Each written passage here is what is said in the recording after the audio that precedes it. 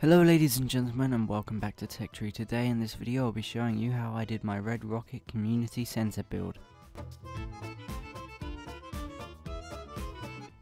Well, I started by checking I had the right list of mods for the job. Then I opened Fallout 4.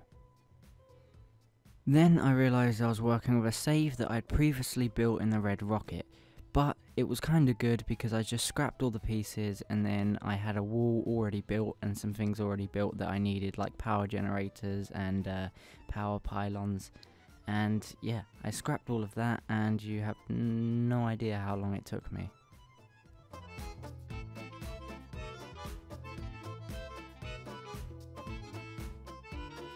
Then I moved on to scrapping the decal from the outside and the inside of the Red Rocket. And that didn't actually take too long because I'd already previously done it.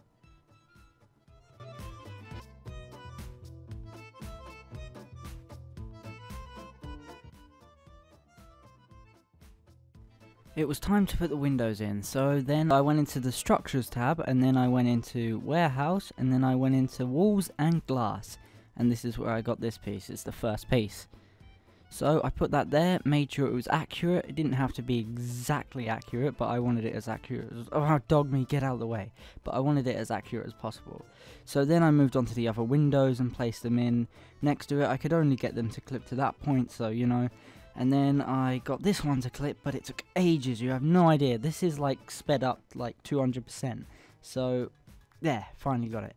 Anyway, so then I moved on to a bit that you can only do on computers. So I went into the command console and I put mod pos, which stands for modify position, and I typed in the axis I wanted to modify it by and how many pixels I wanted to modify it by in either the negative or positive. Negative is backwards, positive is forwards.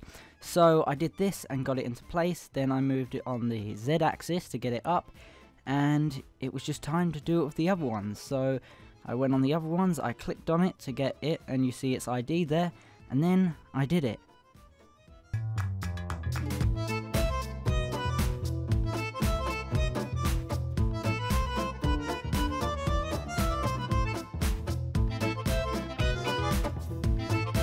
So then I moved on to the doors. For the first door I had a few options, but I settled on the sliding gel door because I thought, you know, it looked the best and it gave you a clear view inside, but it was also secure.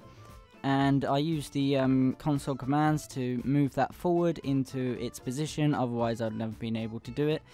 Yeah, and then I just adjusted its height. It actually was quite fiddly, the door, to get it in the perfect position, but I did it in the end, so... yeah. Then the next door, it was just a simple shack wood door, and I used that on both sides. Then I scrapped the rest of the rubbish inside of the building.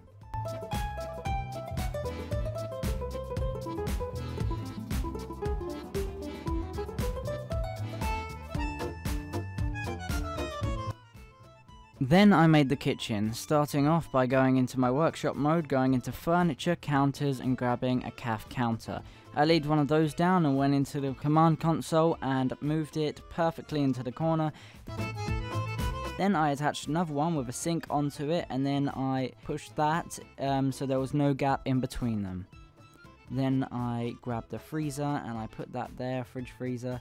And I used the command console again to push it right into the corner, perfectly in between the wall and the counter, and it looked perfect. Then I grabbed the cabinet at the top and I pushed it to the back wall, and then I grabbed that toaster and I thought it would go good in the corner there.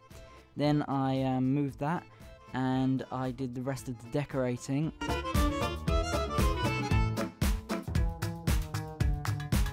Next was the storage room, so I started off by scrapping every single thing in the storage room except from the terminal with the desk, because I thought that would be quite cool. Then I went into my workshop and I went into creative clutter again, and I filled the room up with a bunch of clutter.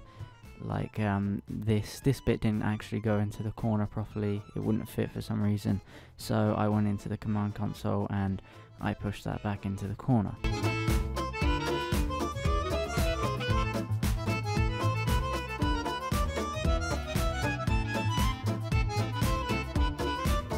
Then I started decorating with a bunch of stuff from Creative Clutter and Workshop Rearranged, two mods that I'll have links to down in the description.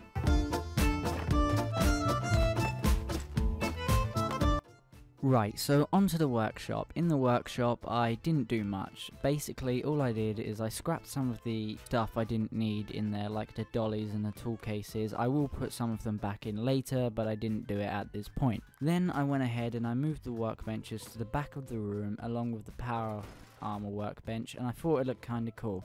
Then I put the table in and I put some storage in, as in a toolbox, another toolbox, another toolbox, and a cabinet. A little metal cabinet next to the power armor station. Then I wanted to add some aesthetics, so I went round and I put some bits and bobs all over the workbenches and that to make it look like they were actually being used. And I also put a motorcycle in there.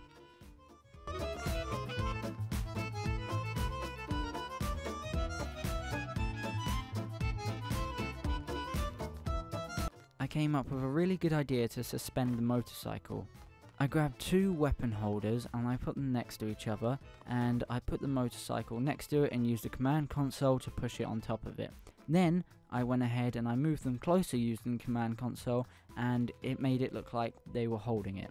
I adjusted everything, and then again I put some tools and that around it to make it look like it was being used, and I put a ladder in the corner of the room, and voila! It was done.